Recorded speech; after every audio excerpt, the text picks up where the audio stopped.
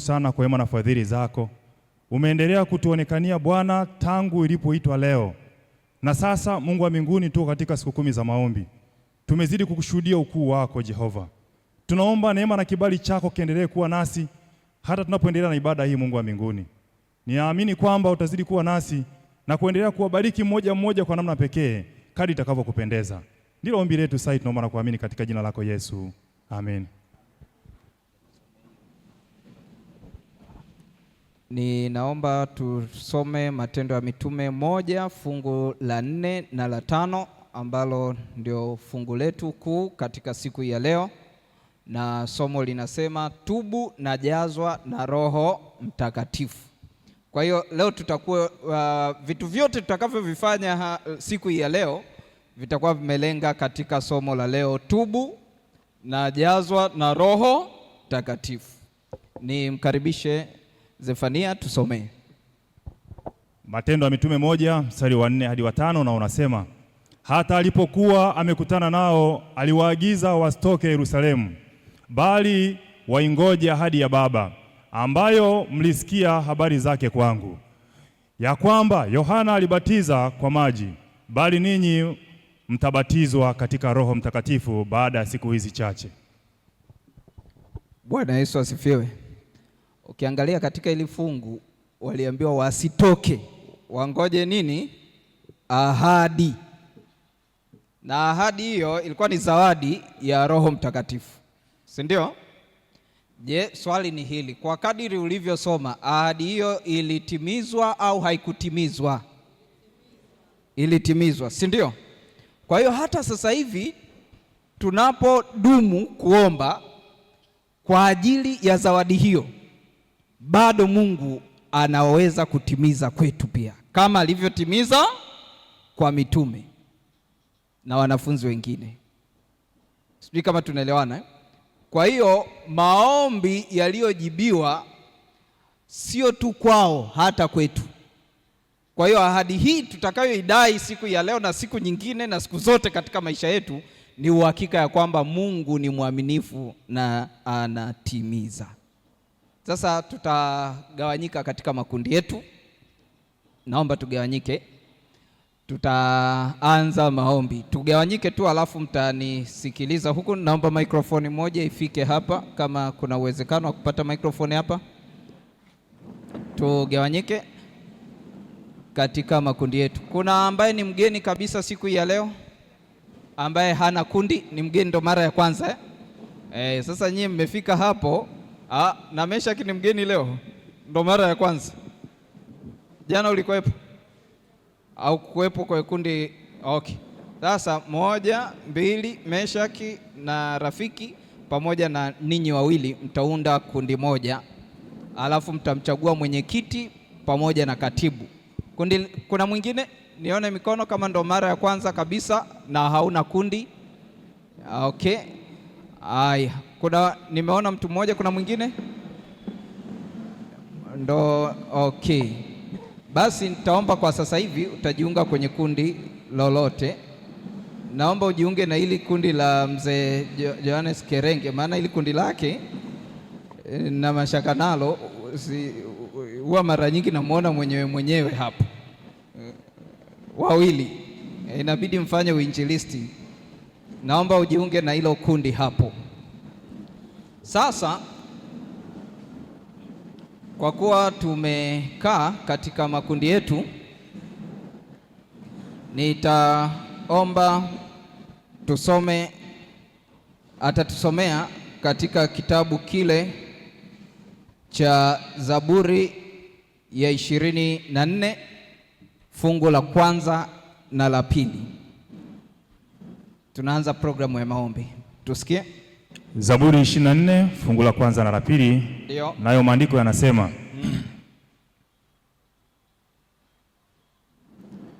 nayo maandiko yanasema, nchi na vyote vijazavyo ni mali ya Bwana.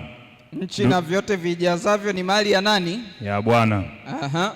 Dunia na wote wakao ndani yake. Fungu la 2. Maana ameviweka misingi yake juu ya bahari na juu ya mito ya maji alithibitisha. Asante sana. Kwa hiyo fungu hili linatutambulisha ya kwamba Mungu pekee ndiye muumbaji na mmiliki wa vitu vyote.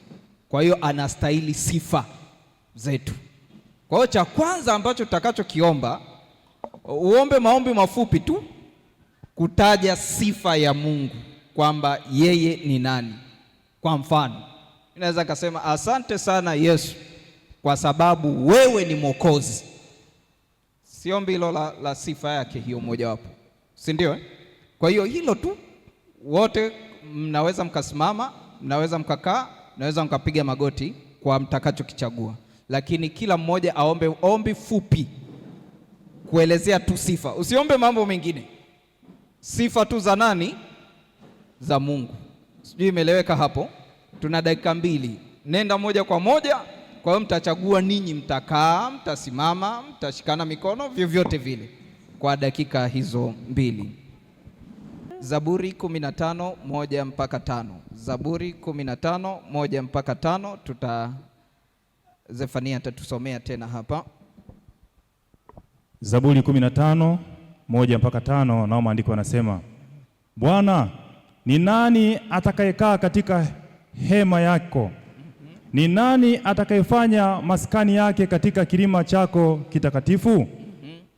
Ni mtu aendaye kwa ukamilifu. Anasema ni mtu aendaye kwa nini? Kwa ukamilifu. Na kutenda haki. Na kutenda haki. Asemaye kweli moyo wake. Asemaye kweli moyo wake. Asiyesingizia kwa ulimi wake. Asiyesingizia kwa ulimi wake. Wala hakumtenda mwenziwe mabaya. Wala hakumtenda mwenzie mabaya. Wala hakumsengenya jirani yake. Wala hakumsengenya jirani yake. Machoni pake mtu asiyefaa kudharauliwa. Bali huwaheshimu wamchao Bwana, ingawa wameapa kwa hasara yake. Hayabadili maneno yake. Hakutoa fedha yake apate kula riba. Ndio. Hakutoa rushwa amwangamize asiye na hatia. Mtu atendaye mambo hayo hataondoshwa milele. Mtu atendaye mambo hayo hataondoshwa. Sasa huu ni muda wako, upige magoti,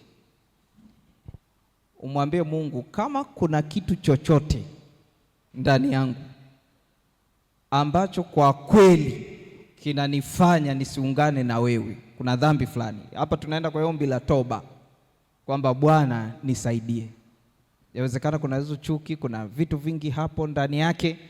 Tumeona kwamba nani atakayekaa katika hema ya Mungu. Kwa hiyo piga magoti, ongea na Mungu wako, mwambie Bwana, kuna 1, 2, 3 ni kikwazo kwangu, nisaidie hiki kitoke.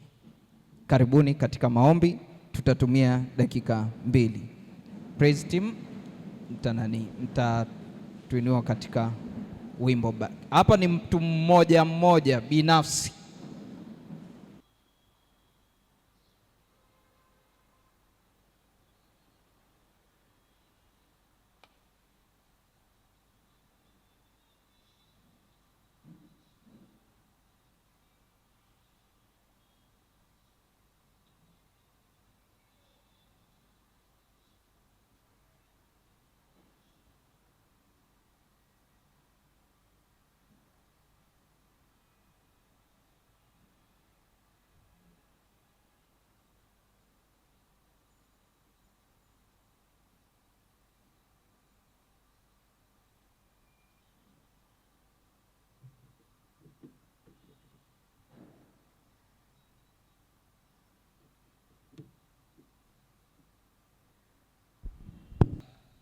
Luka 11 fungu la 11 mpaka 13. Luka 11 fungu la 11 mpaka 13, nayo maandiko yanasema, maana ni yupi kwenu aliye baba ambaye mwanawe akimwomba mkate atampa jiwe, au samaki badala ya samaki atampa nyoka? Au akimwomba yai atampa nge?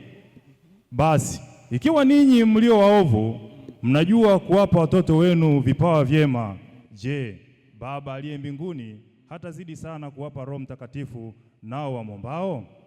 14. Naye alikuwa akitoa pepo bubu, ikawa pepo 13 tu.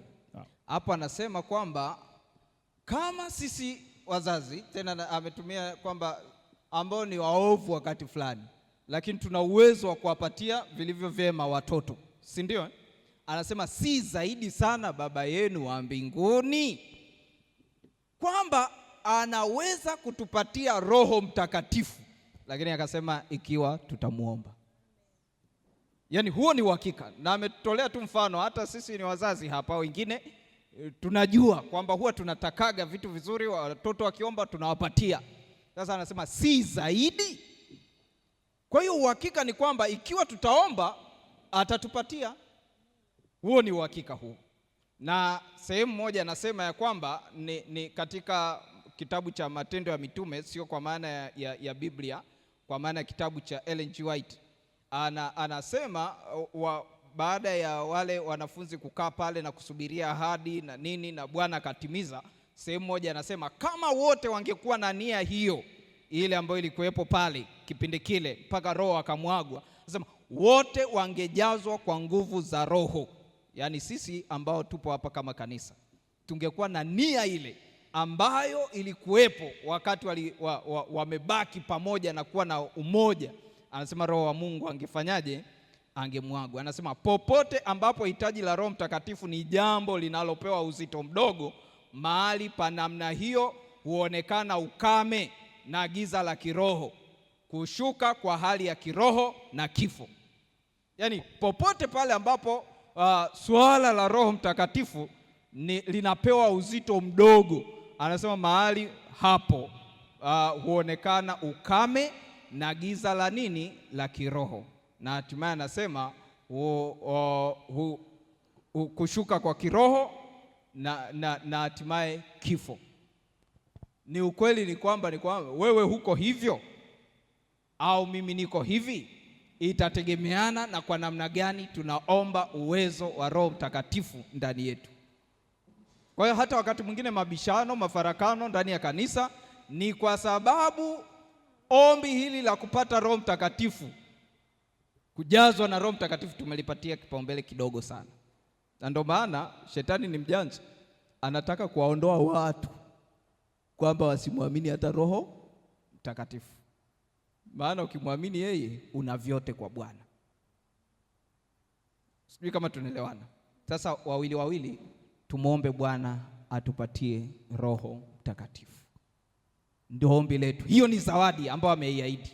Kwa hiyo tumsii Bwana ahadi hiyo iweze kutimia katika maisha yetu. Karibuni, tutatumia dakika 2 kwa sababu tutakuwa wawili.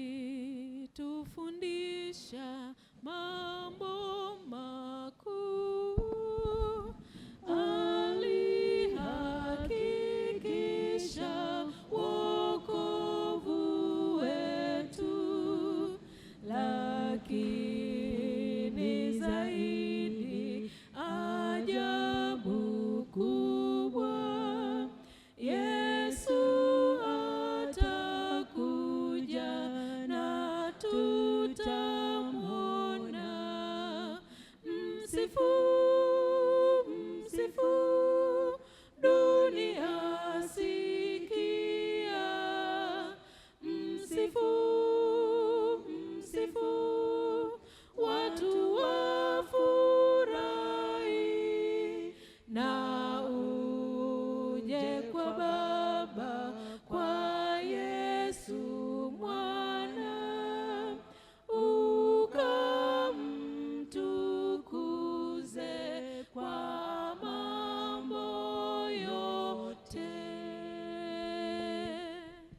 kwenye magrupu hapo, Warumi 13 fungu la 8. Hilo ni mtalisoma, alafu mtajibu maswali yafuatayo ninauliza. Katibu andika, nitawachia dakika 10. Swali la kwanza, Mungu anataka uiwe nini kulingana na hilo fungu? Mungu anataka uiwe nini? Haya, swali la pili, ni chujio gani kulingana na somo la jana ambalo tulitoka, utaarifa hilo somo la jana pia. Ni chujio gani tunapaswa kulitumia kuchuja maongezi yetu yote? Kama ukitaka rejea zaidi ni Waefeso 4:29 mpaka 32. Nafikiri jana tuliangalia pia. Hilo ni swali la pili. Swali la tatu, mnajadili tu kwa ufupi fupi. Swali la tatu, inatupasa kufanya nini kuhusiana na chuki na uchungu? Yaani pale tunapokuwa na chuki na uchungu tunapaswa kufanya nini? Na lengo hasa ni kuondoa, tufanye nini ili tuondoe chuki na uchungu? Hilo ni swali la ngapi? Haya, swali la mwisho, unafanya nini unapojisikia kwamba huwezi kumsamehe mtu fulani katika familia yako au kanisa? Hilo ni swali la mwisho. Unafanya nini unapojisikia kwamba huwezi kumsamehe mtu fulani katika familia yako ama kanisa? Kwa hiyo sasa hivi nina dakika, tutamaliza saa 11 na dakika 6. Bwana atubariki. Warumi 13:8. Haya, barikiwe.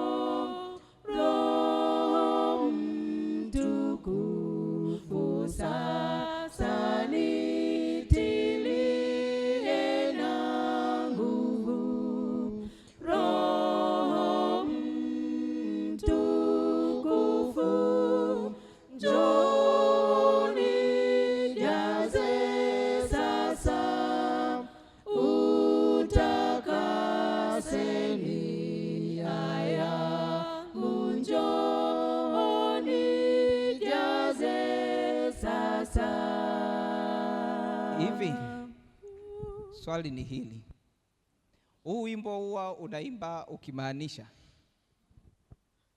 yaani Roho Mtakatifu aje akutakase? Maana somo letu linasema tubu na jazwa na Roho nini? Sasa Roho Mtakatifu tumewimba huu wimbo hapa, huwa tunamaanisha katika akili zetu, hasa ukiwaza maswali hayo ambayo mmeyajadili, yaani kusamehe, chuki, uchungu. Na huu wimbo una maana kweli kwako, hasa leo ukienda nyumbani na unajua kuna mtu fulani ambaye azivi, yaani humu kanisani labda wapo wachache ambao hampatani kabisa, yaani hampatani. Huu wimbo una maana gani kwako hasa kwa sasa hivi?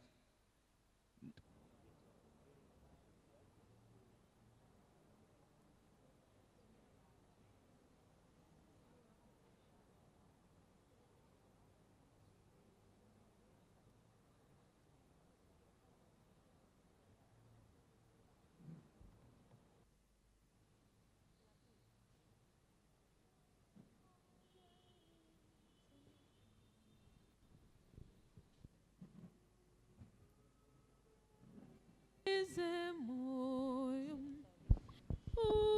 unioshe, nifariki, niponye, nibariki,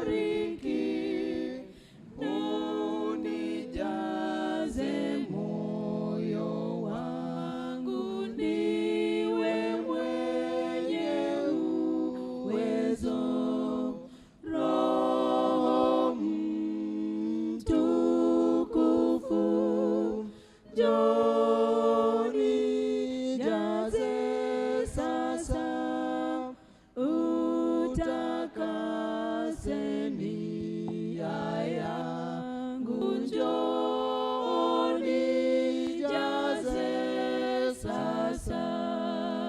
Ninajua ya kwamba mmejadili mengi.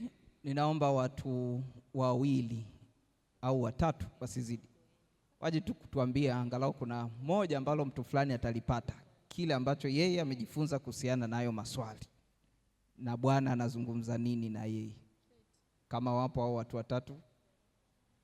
Kwa hivyo kwa maana nyingine swali litakiwa tu liulize, Mungu anataka udaiwe na nini? Na jibu tulilolipata katika lile fungu ni kwamba hatupaswi kuwa na deni lolote isipokuwa deni la upendo kwa watu wengine. Asante. Barikiwe. Sisi kwenye kundi letu tumejadili na kuona kwamba katika swali la kwanza, nini tunachopaswa kuwiwa kwa wenzetu, tukaona hakuna kingine tunachopaswa kuwiwa isipokuwa ni upendo. Na kwa sababu upendo ndio utimilifu wa sheria, na upendo hata kwenye amri za Mungu zimegawanyika katika sehemu kuu mbili: kumpenda Mungu na kuwapenda majirani zetu kama nafsi zetu. Kwa hiyo hakuna namna yoyote tunapaswa kuwiwa upendo. Lakini tukaangalia swali la pili ambalo lilikuwa linasema ni kwa kiwango gani ambavyo tunaweza kuwa na kuona wengine wakiwa kama wanatukosea. Tukaona ya kwamba kama ambavyo sisi wanadamu wote ni wakosefu, tunatenda dhambi, tunakoseana, hivyo ndivyo ambavyo tunapaswa, kabla hatujaona makosa ya wenzetu, tunapaswa kujiona kwamba sisi kwanza ni wenye makosa. Na kwa sababu jana tuliona pia kwamba wote tumetenda dhambi na kupungukiwa na utukufu wa Mungu, kwa hiyo tunakamilishwa tu na Yesu Kristo ambaye ndio kipimo chetu sahihi katika maisha yetu ya kila siku. Asante na ubarikiwe sana. Rafiki zangu, ni kwamba Roho Mtakatifu atakaa mahali ambapo mtu amefanya toba ya kweli na sio maigizo. Mara nyingi huwa tunakuwa Wakristo wazuri kwa muonekano, si ndio? Tunaonekana mpiga suti vizuri, mchungaji kapiga suti nzuri kabisa, safi kabisa, maneno mazuri kabisa. Lakini kama tungefunguliwa mioyo, kuna chuki ambazo tumezibeba ndani yake, hatujasamehe, yani vipo tu vimerundikana hapo hivi, yeye yamekaa kama nini yani, mabaki ya chakula baki hapo.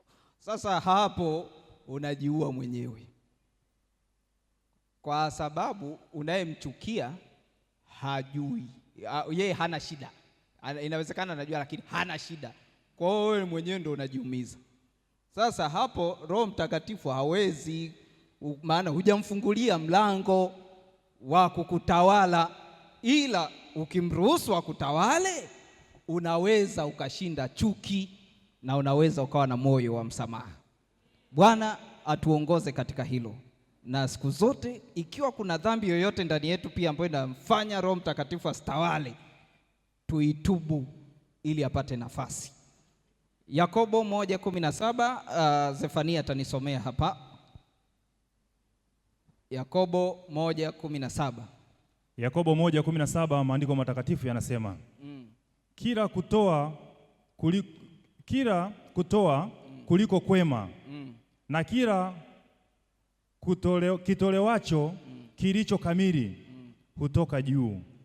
Kushuka kwa Baba wa mianga, kwake hakuna kubadilika wala kivuli cha kugeuka. Hakuna kubadilika wala kivuli cha kugeuka. Na bahati nzuri ni kwamba wanadamu wote tumepewa zawadi.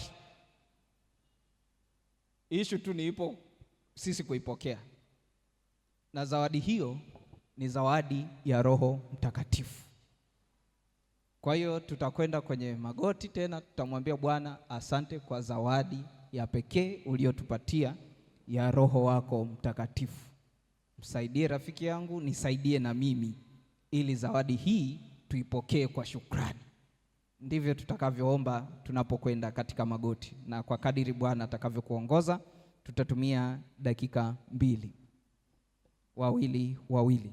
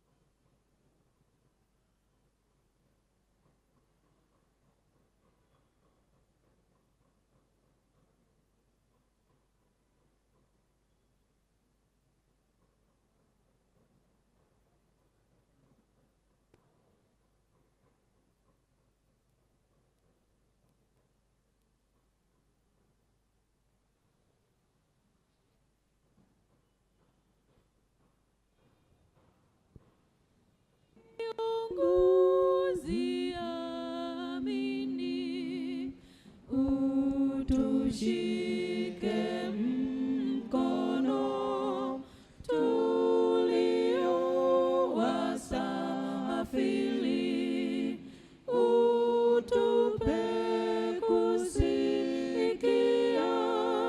sauti ya upole. Msafiri fuata, naongoza nyumbani. Yakobo 1:21. Yakobo 1:21. Yakobo 1:21, maandiko matakatifu yanasema Ndio. kwa hiyo wekeni mbali uchafu wote na ubaya uzidio, na kupokea kwa upole neno lile lililopondwa ndani, liwezaro kuziokoa roho zenu. Anasema wekeni mbali nini? Uchafu. Sio nusu, ni wote, si ndio? Sasa ishu ni kwamba wewe una uchafu gani? Unatambua kwamba una uchafu? Ndio swali linabakia hapo. Lakini anasema wekeni mbali uchafu wote na nini? Wekeni mbali uchafu wote na ubaya uzidio. Na ubaya uzidio, yaani ubaya, ukishazungumza tu ubaya, huyu amenitendea kwa ubaya kweli, yaani amenitendea kwa ubaya sana. Wote nasema tuweke mbali, maana tutakapoweka mbali, kwa lugha nyingine tunamruhusu Roho atawale. Ndio maana yake tu kubwa hiyo. Kwa lugha nyingine tunahitaji toba kamili katika maisha yetu ili Roho atawale. Tutasimama, tusimame kwenye kundi hilo ambalo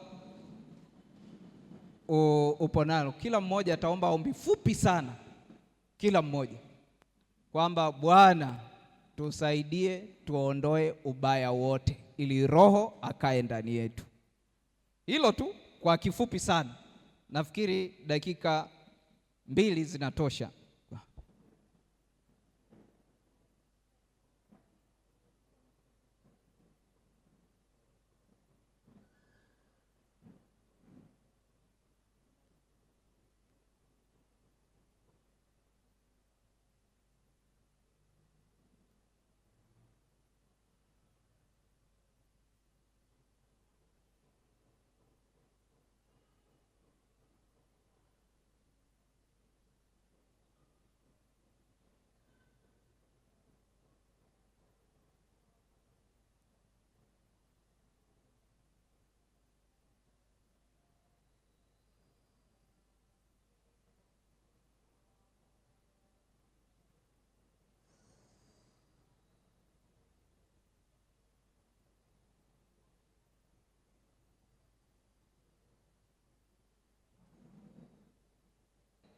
Muulize mwenzako, ile kazi uliifanya?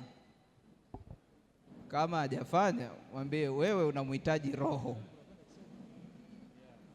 Kama hajafanya, anamhitaji Roho wa Mungu ambaye ndiye tuliomba Bwana atimize ahadi hiyo katika maisha yetu. Nimewachia huo muda, muulizane hapo.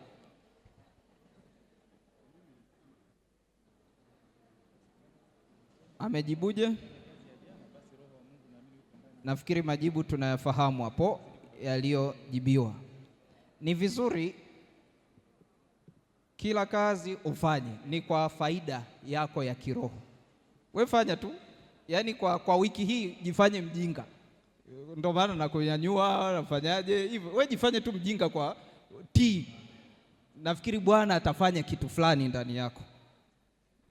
Fanya tu kile ambacho tunapeana kwenda kufanya. Sasa kesho zoezi ambalo la kwenda kufanya, omba kila siku ili kupokea ubatizo mpya wa Roho Mtakatifu. Ikiwa inawezekana, piga magoti leo utakapokwenda nyumbani na muombe Mungu zawadi hii ya thamani. Alafu utubu juu ya chochote ambacho Roho Mtakatifu anakusii kuacha. Kwa hiyo nenda tu kae, kama kuna kitu ambacho Roho Mtakatifu anakusii kuacha, basi muombe akusaidie kiacha na uache kweli. Lakini utasoma Matendo 2 fungu la 14 na Matendo 4 fungu la 1 mpaka 31, au ni hadi 31. Sio fungu la 1 na la 31. 1 mpaka 30 na ngapi? Na 1. Matendo 4. Bwana atubariki. Tusimame tuombe. Leo naomba mzee Chua aje kutupatia ombi fupi ili Bwana azidi kututengeneza.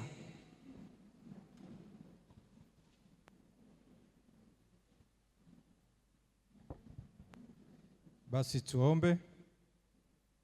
Mtakatifu, mtakatifu Baba yetu ishiye juu mbinguni, tunakushukuru kwa masomo ya leo. Tunakushukuru umetuongoza katika kukaribisha Roho Mtakatifu katika mioyo yetu ili tuweze kuwa wema na kuacha ubaya wote, tusamehe na kuacha chuki na uchungu wote katika mioyo yetu.